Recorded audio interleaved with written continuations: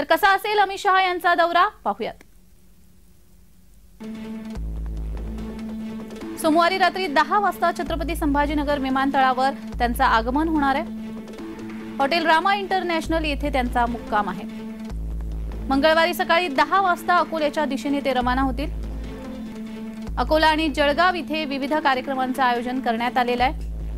मंगळवारी सायंकाळी 5:30च्या दरम्यान संभाजीनगर विमानतळावर ते दाखल होतील।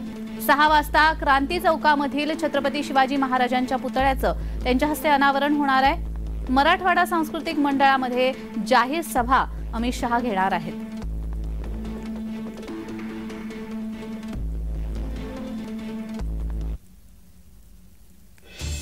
केंद्रीय गृहमंत्री अमित शहा यांचा 2 दिवसीय छत्रपती संभाजीनगर दौरा आयोजित करण्यात आलेला आहे। आगामी येणाऱ्या लोकसभा निवडणुकींच्या पार्श्वभूमीवर हा दौरा महत्त्वाचा समजला जातोय। मराठवाडा सांस्कृतिक मंडळ खडकेश्वर इथे शहांची जाहीर सभा होणार आहे।